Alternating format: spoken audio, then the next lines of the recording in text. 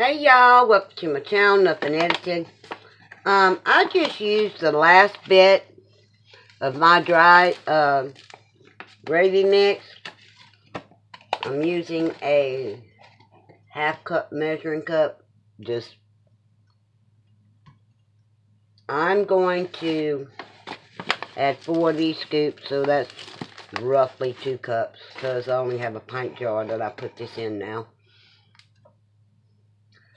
And I'm going to be making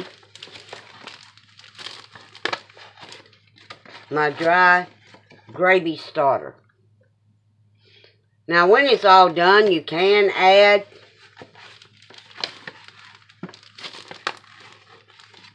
seasonings to it. I prefer not to, because I never know what I'm going to be using it for. So all you do is get your pot, get your handy dandy whisk, and get ready to just move this around and around and around. Now, I do it on a medium high heat. If you've never done it before, might I suggest that you do a medium low heat. If you've never done it, and you don't walk away from it like I did, except I've done this for so many years it doesn't matter. Alright, instead of buying this and all the ingredients that are into this, the chemicals, it's really just chemicals, that's what's in it. You make your own, and then as you use it, you add your seasoning, your onion powder, garlic powder, paprika, whatever that you add to your gravy. But this is a dry starter, as I call it. I use it all the time.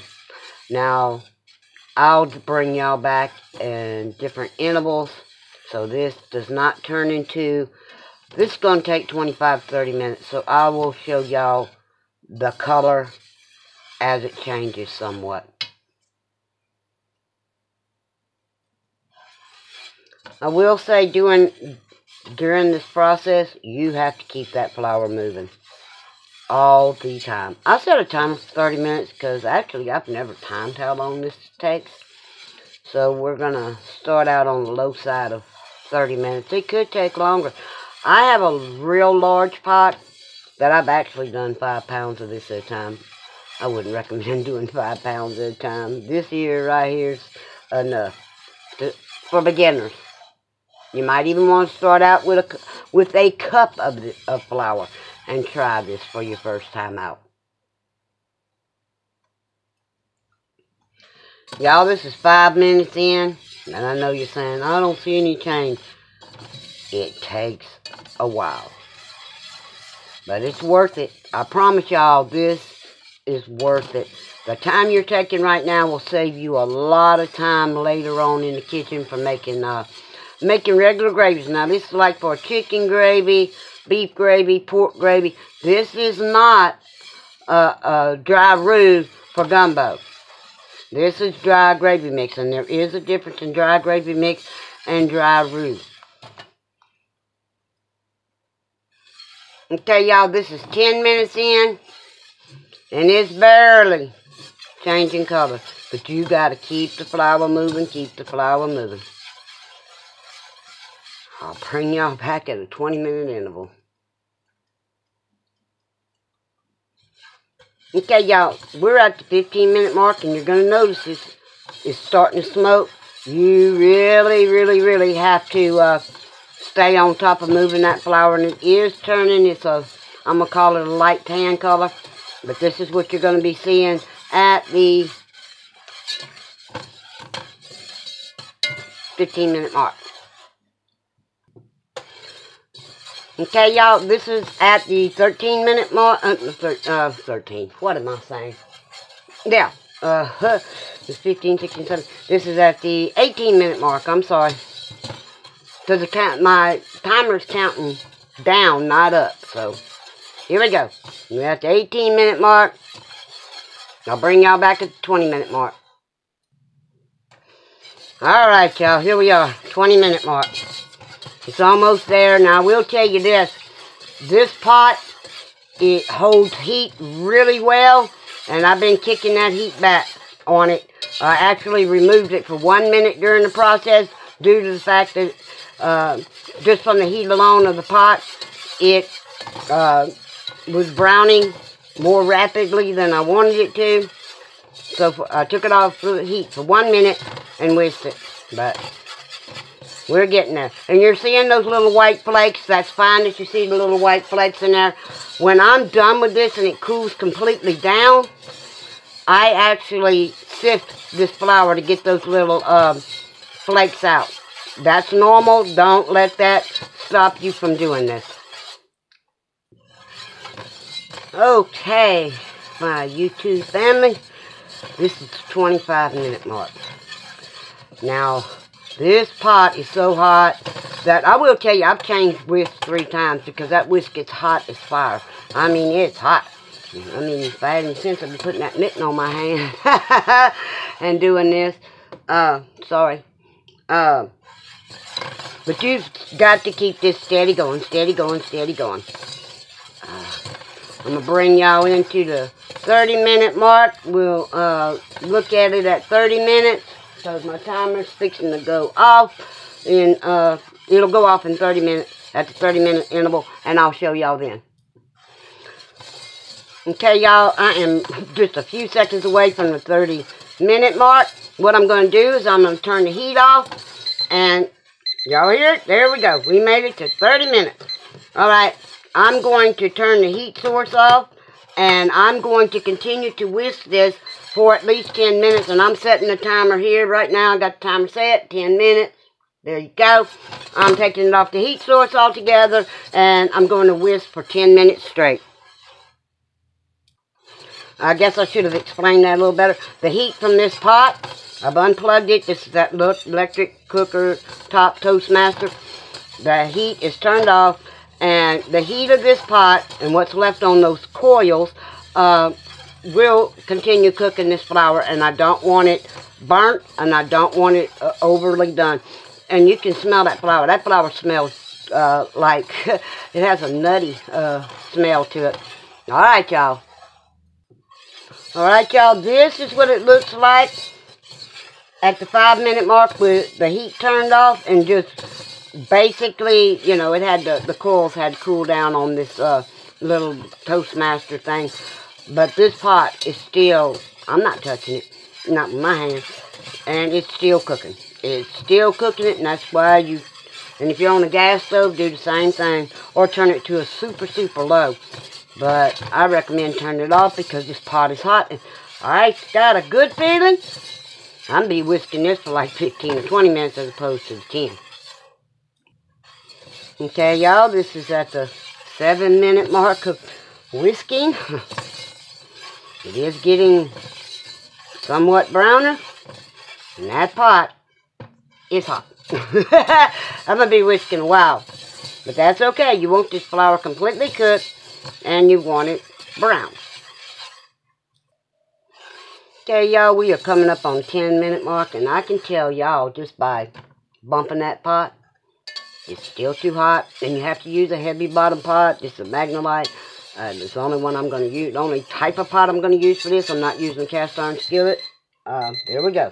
That's the 10-minute mark on that, and I'm still whisking. Do not, in any circumstances, use a light bottom pot. You're going to have burned up, no good flour. Alright, I'm going to continue this for another 10 minutes, and then I'll bring you back then, and I'll test this and show you that it works. Alright, this is after 15 minutes of whisking, and you can tell it did darken up a little bit.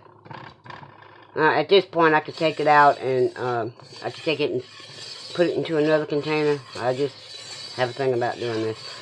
And when I'm done with this part right here, I will be putting a little bit of water in a pot and showing you the color of brownness that I want. You can go darker, so if you want to go darker, instead of doing the 30 minutes and then the 20 minutes of whisking. I would say I'd recommend doing 35 to 40 minutes of whisking it with the heat, and then there you go, whisking for 20 minutes after the fact. Alright, y'all, I am proud to say the whisking process is over. Now I'm going to mix it up a little bit for y'all. Uh-oh, sorry. Okay, this is a coffee scoop here. That's roughly a cup of water. That's cold. Alright, I'm going to go through the whisking process. I've never measured that, how much that coffee scoop has in it.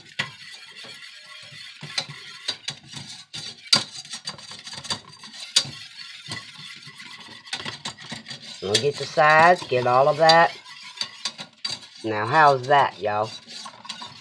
And all you have to do every time you want to make gravy, and if you want it darker, 1 scoop of this, some water. You may, or broth.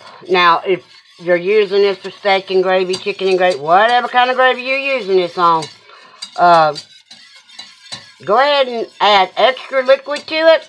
And the reason I'm saying that is because, as you do with brown gravy mixes, or making your oil and flour gravy, as most people do, for your roux to make your gravy, add extra to it. Put your meat, your vegetables, everything in it.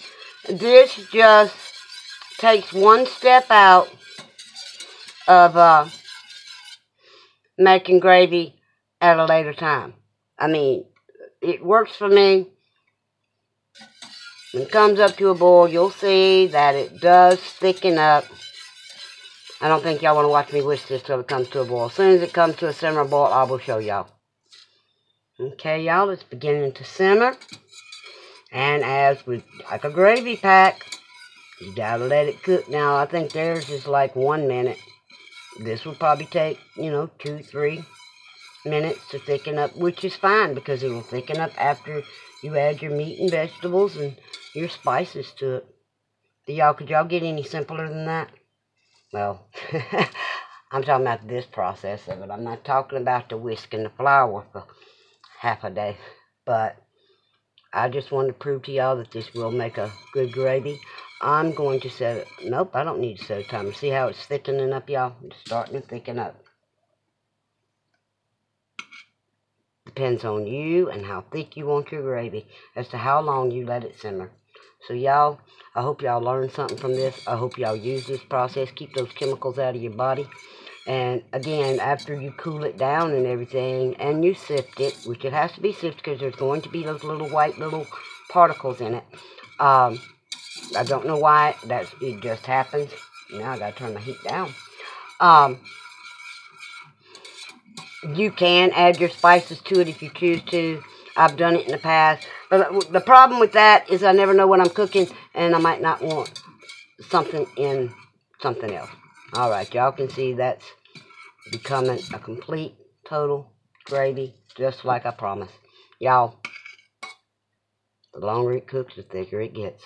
Alright, thanks for watching. Please like, subscribe, and by all means, leave a comment. This is nothing edited. You really don't have to whisk anymore. I appreciate y'all watching me. I appreciate each and every one of my subscribers. And, y'all, I wouldn't have a channel without you. And y'all please leave a like, a comment, thumbs down, don't matter. I'll tell you, thumbs up, thumbs down, it doesn't matter. I'm just going to let that simmer for a while. And I'm actually going to be cooking something with this later. And you see it gets dark as well. It even gets darker as when you put it into the water. Y'all do something nice for somebody today, and I appreciate y'all hanging. This is a very long video. I don't like doing long videos, but in order to show y'all step by step, I felt like I needed to carry this video out. Y'all have a great rest of y'all's day. And again, I thank y'all. This is Nothing Edited, and I am out.